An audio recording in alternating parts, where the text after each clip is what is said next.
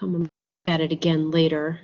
So this is going to be a giant mitochondria that I'm going to draw here. And what I'm doing is I'm going to show you exactly the reason why mitochondria are called mighty mitochondria and why it is that they can make 36 ATP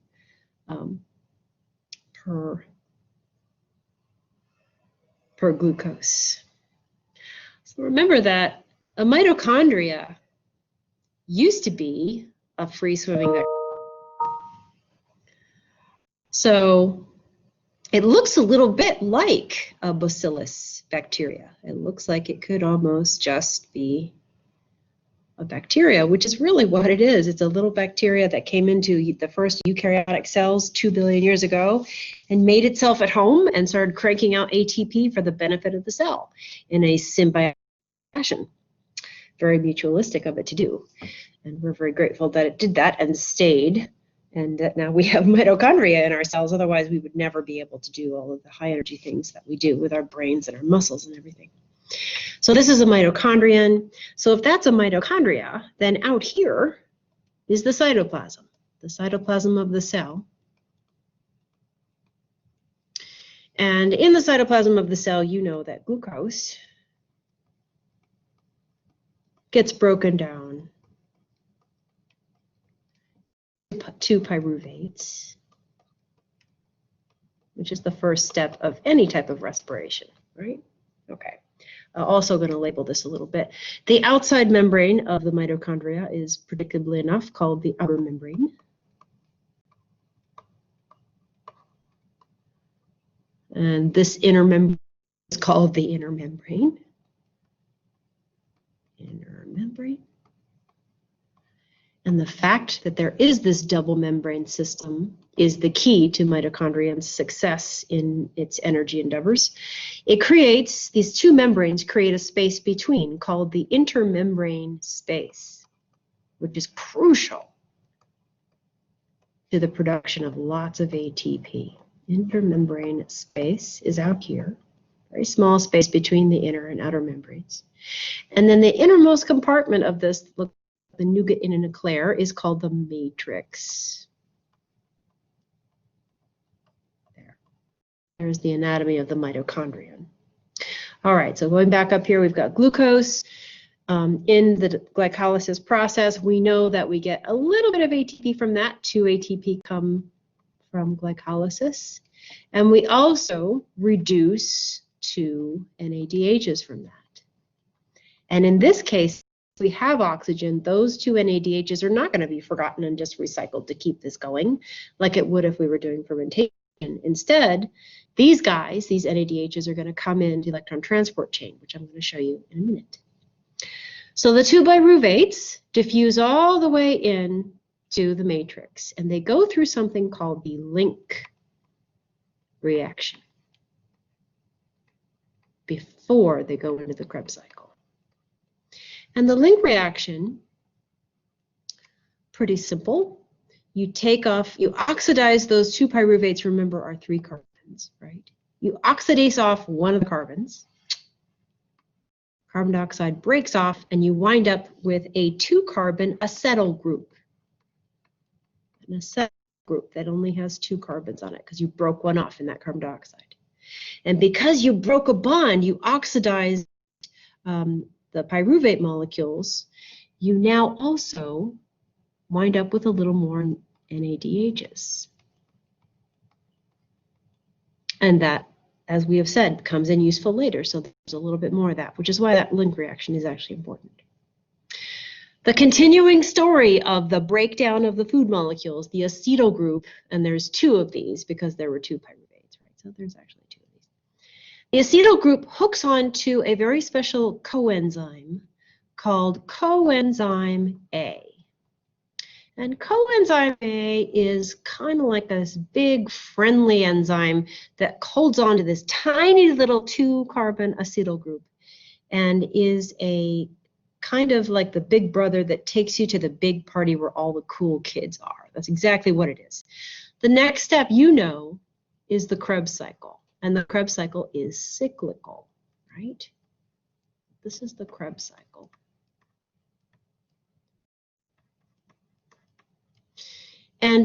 The coenzyme A is kind of like an introductory enzyme that ushers, or what's the name? It's kind of like a big brother to this little 2-carbon molecule.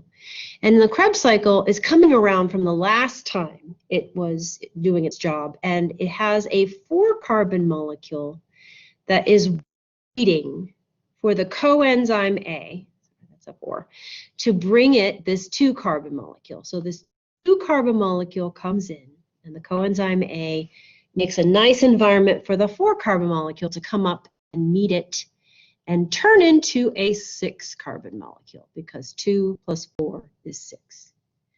So that's the first step of the Krebs cycle, is taking the remainder of the pyruvate molecule, the 2 carbons that are left, are added onto that 4-carbon molecule that's coming from the last time the Krebs cycle went around, and it becomes the 6-carbon molecule. What happens next is the 6-carbon is broken down, because carbon dioxide comes off it again, into a 5-carbon molecule. And then it loses another carbon dioxide to become a 4-carbon molecule, which then goes back to wait for the next 2-carbon, which is why this is cyclical. And what I just described in terms of the carbons coming off is, again, not the most important thing that's going on here. What you know is that every time you break a carbon off of these food molecules, you're releasing electrons, which then go to reduce these very important electron carriers. In fact, 6 new NADHs are created from the Krebs cycle, from all of the carbons being broken off. And you also get 2 of these other electron carriers, FADH2s, which are also made. Okay, let me change color for a minute. So let's go back.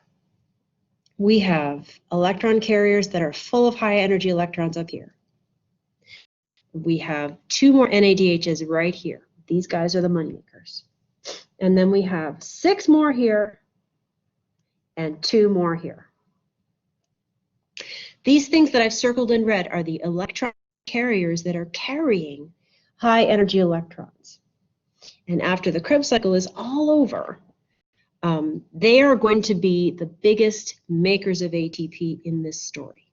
So the last step is the electron transport chain, this mysterious electron transport chain. When I was your age and I was being taught AP biology down in New Jersey, up in New Jersey, I remember being really confused by this. When I was reading the textbook, I was trying to listen to my teacher in the classroom. She was a wonderful teacher, but I couldn't get around what exactly this electron transport chain was. Is there a bracelet somewhere? Is there a chain link fence? What is this thing? And then the book showed this picture of a staircase. I don't know if your book still has this. A staircase with electrons falling down the staircase. And that just, what is going on? What does this mean? Okay.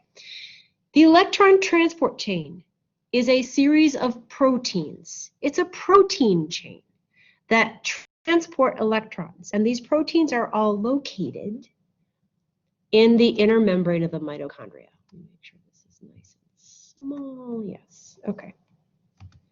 So this is where the electron transport chain is. They're little transport proteins. There's about 4 of them that are located all in a row inside the inner membrane. And there's not just one electron transport chain. There's hundreds of electron transport chains that exist that are embedded in the inner membrane of the mitochondria. They're all over the place. There's lots of electron transport chains, all waiting for the electron carriers to bring electrons to them and complete the last part of the story. It's also true, by the way, that there's not just one Krebs cycle. There are lots of Krebs cycle enzymes that are waiting to put the 2-carbon and make the 6-carbon and reduce the electron carriers within the matrix. Okay, so the story of the electrons is this. Going back to, let's go with red. Let's say electrons are red, okay? So the electrons, these guys are going to come in to find that electron transport chain. So are these. So are these. Everything, all of the things that manage to pick up electrons are going to go and find these. I'm just going to concentrate on this one chain right here. They're looking for those proteins that are ready to accept electrons from NADH and FADH. And the electrons, right, little electrons, travel through these proteins this way, like this. They go from left to right. The proteins are very good at multitasking. They accept electrons and they give the electron over to their partner, which gives it to their partner, which gives it to their partner. And in the midst of doing that, they also do something very important. They pump hydrogens at the same time. They use the electron flow to pump hydrogen ions, which are always hanging out around inside the matrix. They pump them across the inner membrane into that intermembrane space so that you have all of these hydrogen ions, which I'm just going to write as plus signs because that's really all a hydrogen ion is a proton. So we are creating a gradient. So let me make sure I define what's going on here. Okay, this thing right here, the ETC, is doing exactly what its name says it's doing. Electrons travel through it. And the energy,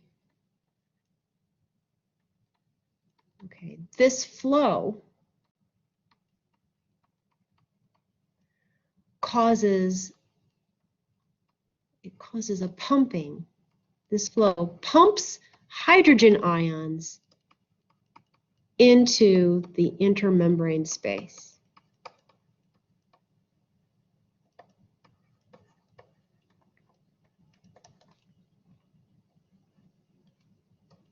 This creates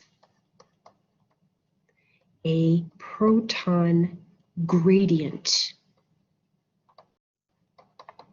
Well, back to your cell transport unit, right? Nature doesn't like it when there's too much of one thing on one side. It really doesn't like that. So the only way that the hydrogens can get back across is using something called an ATPase. An ATPase, I'm going to draw in blue, is both a transport protein and an enzyme at the same time, and there's a lot of them. It is the only doorway for those hydrogens to get back through into the matrix and really relieve the gradient, right? Following the law of diffusion, going down the gradient. So these blue things they're called ATP synthase molecules. And what does an ATP synthase do? It synthesizes ATP. So this finally gives you the clue as to why is this mitochondria so good at making so much ATP? It's because it's building a gradient using the electrons from the glucose. It's building a gradient of hydrogen ions that have to flow back in through ATP synthases. And every time it does that, the ATP synthases take ADP, right? So when the hydrogens flow back through, which they will do because they're following their gradient, those little blue ATP synthases take ADP that's hanging out right by them and stick phosphates onto them. And look at all of the little blue synthases in there. So that can happen a lot. You can get a lot of ATP if you have a nice high hydrogen ion gradient, and as long as the electrons keep flowing, that's why you can get 36 ATP per one glucose, as opposed to just the two little ATPs that you get if all you had to do was glycolysis. So that's how the energy is flowing here.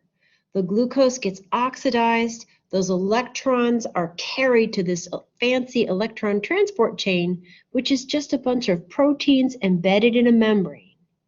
and the electrons flow down those electron transport proteins, and at the same time they pump the hydrogens across and create this big hydrogen ion gradient over here in this space.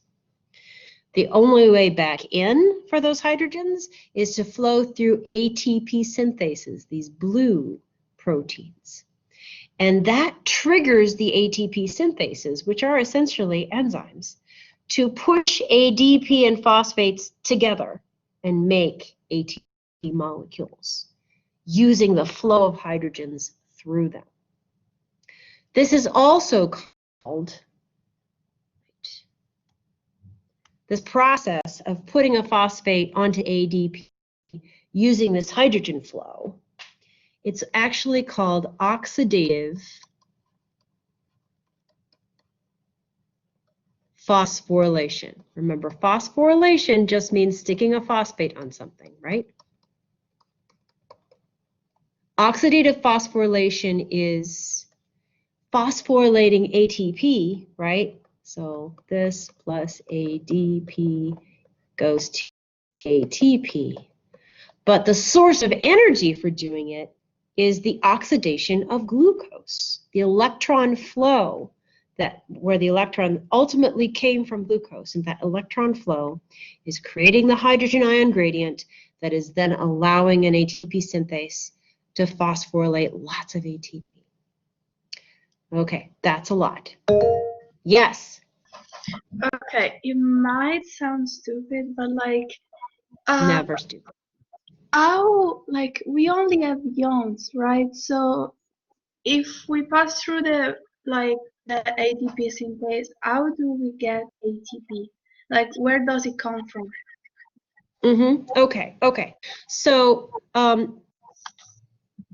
ADP and phosphates, maybe I should just draw a separate picture here. I'm gonna have to go up in a minute, but if I made that blue ATPase, if I made it really big for you and kind of made a bigger picture of it, if I kind of made something that looks like that, it kind of looks like that, and then around it you have the phospholipids of the membrane, right, that are part of the intermembrane, the membrane, right?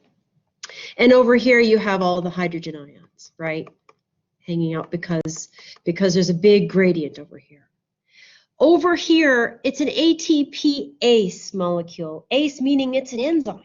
So let's say that ADP is sitting right in there because the active site accepts it there. It fits, right? There's an active site on this ATP synthase for ADP. There's also a spot for the inorganic phosphate to sit. But the two things are not going to go together and bond unless hydrogen flows through here. If a hydrogen ion flows through here, what happens is the shape of this blue molecule, right? It's a protein molecule. The shape of the ATPase molecule changes enough to push these two together to make them become ATP. Does that make sense? Yeah. I mean, there's animations online where you can actually see that, but it's a really good thing for you guys to know that proteins can actually change shape a little bit. All proteins have the power to change their shape. And usually when a protein changes its shape, it means something important has happened. It's done something important. It's an enzyme that's induced fit and caused a reaction to happen, or it's a signal molecule that changed shape and caused a signal to be passed to something else. There's lots of good reasons for proteins to change shape. And when this does that, when the hydrogen ion goes through and that little active site contracts, it puts the ADP with the phosphate together and makes ATP. Okay? Yes? Mrs. Martin, would you be able to post this explanation on Google Classroom? Oh yeah. This is being recorded right now. It'll be up. Don't worry. But there's one piece I have to finish with because we still haven't talked about where the oxygen comes in. Do you remember what I said oxygen did in this whole story? Can you remember what oxygen's job is? Here's oxygen gas, right? And oxygen gas, because it's small and nonpolar, can diffuse in, right? We already talked about that last time. Oxygen gas is known as the final what? The final Electron acceptor.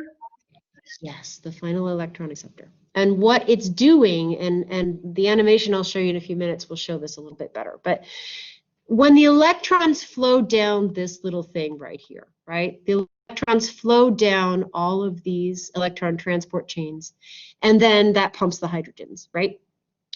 The thing is, if an electron gets stuck here and stays there, all the electron transport chains get clogged up and they will stop working and they will stop pumping hydrogen over here. So oxygen's job is to come in and pull the electron out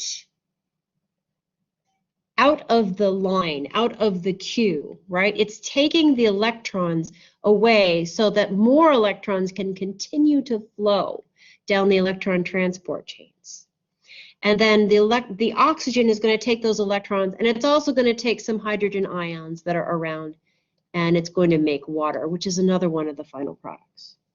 And it doesn't seem like oxygen is very important. Well, it's a final electrons acceptor, so what? But it's actually really important because oxygen is the only thing that's really good at capturing lower energy electrons, which is what these guys are. When they reach that last electron transport protein, they're not energy anymore. So the NADs and FADs aren't going to be able to grab them. But oxygen has such a tight affinity for electrons that it will come through and take the electrons out of the way so the rest of them can keep coming down the pike.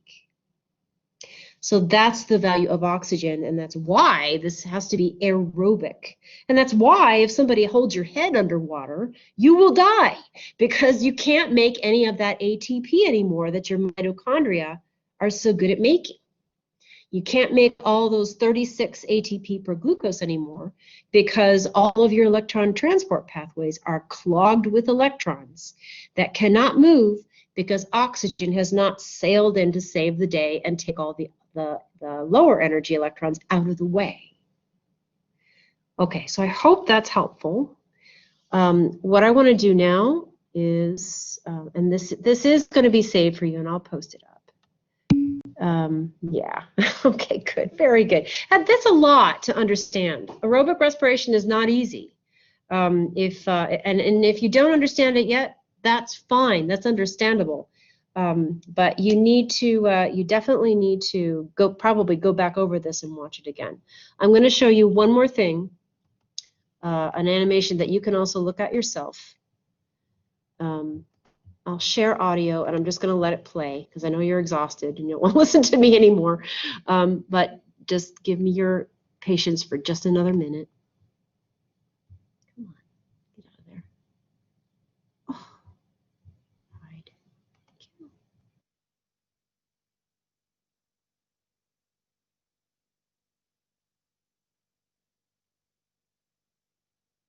When glucose is oxidized during glycolysis and the Krebs cycle, the coenzymes NAD+ and FAD are reduced to NADH plus H+ and FADH2.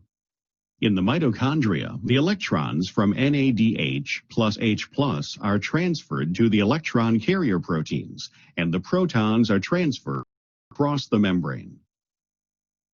As the electrons move from cytochrome to cytochrome down the electron transport chain, more protons are carried across the membrane.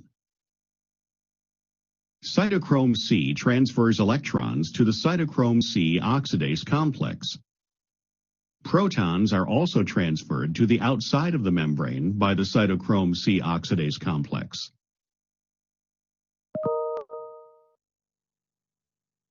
All right. So if now you can hear me. All right. So if I just show you, look, you see the hydrogen ions that are collected over here, and you're starting to get a high concentration of protons over here. So the gradient is forming. These things in the membrane, this pink thing and this purple thing and this blue thing, this is the electron transport chain. They're proteins embedded in a membrane. They do two things. They push electrons this way, way. See the little red electrons? And they pump hydrogens this way. That's their job.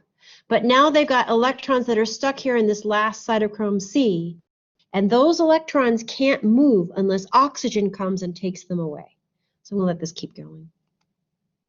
The cytochrome oxidase complex then transfers electrons from cytochrome C to oxygen, the terminal electron acceptor, and water is formed as the product. There, that's it right there. See, the oxygen comes in, it grabs those electrons and takes them away as water, and now the other electrons can keep moving. Is formed as the product. The transfer of protons generates a proton motive force across the membrane of the mitochondrion. Since membranes are impermeable to ions, the protons that re-enter the matrix pass through special proton channel proteins called ATP synthase. The energy derived from the movement of these protons is used to synthesize ATP from ADP and phosphate. Formation of ATP by this mechanism is referred to as oxidative phosphorylation. There you go. That's it.